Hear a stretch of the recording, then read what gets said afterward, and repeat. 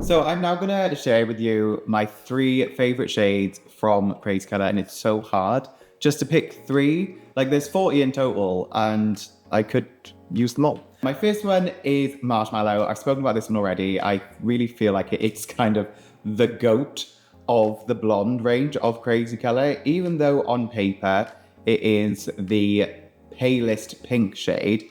I just think it's so pale that it acts more as a toner and like a neutralizing shade. So kicks out any yellow on its own in blonde hair and freshly lifted hair and brings it up to almost like a 10-6, 10-6, or a 10B if used to work with letters and numbers. I also love Marshmallow as a neutralized shade. I had a client last year and we'd been green the whole time, and you get that dreaded message of, oh, I think I want to be blonde again. Even after we did some highlights and used another great product, Crazy Colors Back to Base, just to cleanse out as much as we could, there's still this ever so slight green residue, almost like a minty color, and we put Marshmallow on it and it cleared out the whole thing to give us the most gorgeous clean blonde base. So using Marshmallow to neutralize unwanted shades as well, it's just such a versatile little shade. I love it. My favorite Crazy Color shades, the one I have to talk about first is Cyclamen. So Cyclamen is the most beautifully pigmented pink. It's my favorite. I always have it in my hair. And it's a favorite of probably everyone in the salon and every professional that uses Crazy Color. This is going to be up there. I get grey coverage with Cyclamen. Obviously, it doesn't last as long as a pre-lightened base would, but that's how kind of, it can go on a base 4 and you can see that colour. It's a lovely shade. The lighter the base, the more vibrancy you're going to get. This swatch was probably like a base 9, but still quite warm. And it's so shiny and vibrant. It's definitely up there with my faves. So my favorite shades are Canary Yellow with just a few drops of Rose Gold.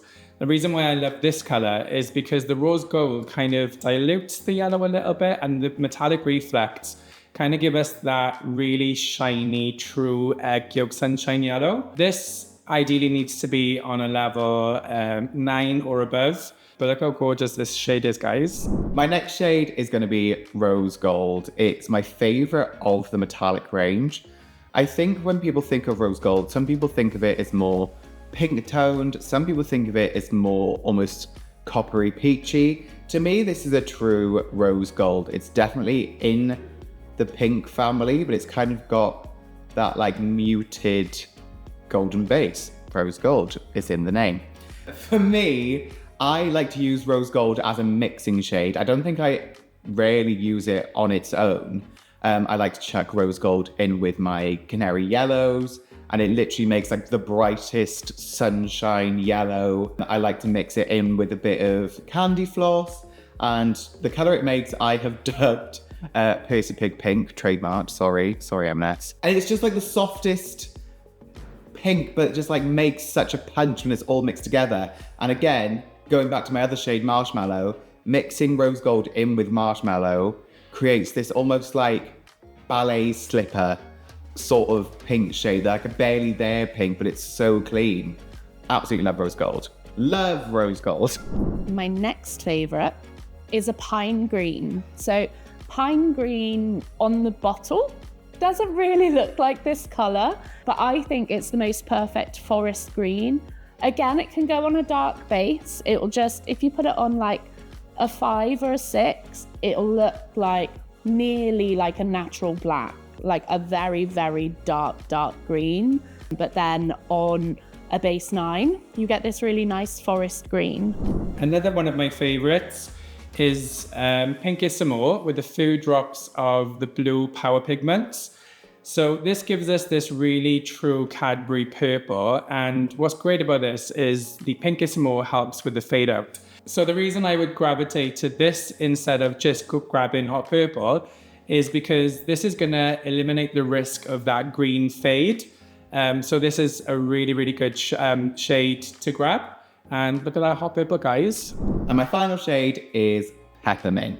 This isn't peppermint on its own. I have put just a little dab of Caution UV in there just to pick it up a little bit. But again, for being a pastel shade, the versatility of it that you can pick it up with just a literal drop of a yellow to make it more in your face green. Absolutely love it. I go through real stages. With greens, I either have nothing but greens booked in or no greens at all. And I will always find a way to force a little bit of peppermint in there. I just think it's absolutely stunning.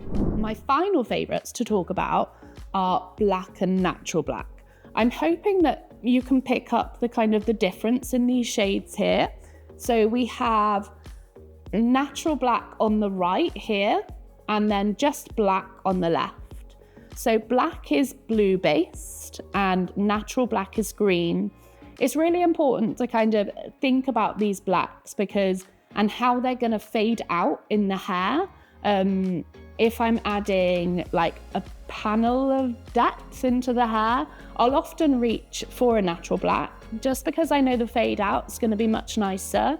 But then if I want to make a dark purple or kind of a dark purpley pink, I could add just the black into cyclamen.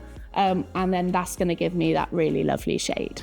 And lastly, another one of my favorites is this sapphire, again, with a couple of drops of the blue power pigment. The reason why I love this shade is because this gives us a really true navy. Ideally, this needs to be on a base 6 or above, but that's amazing because it's going to give us really good coverage if we can't get that lift. So yeah, another amazing shade.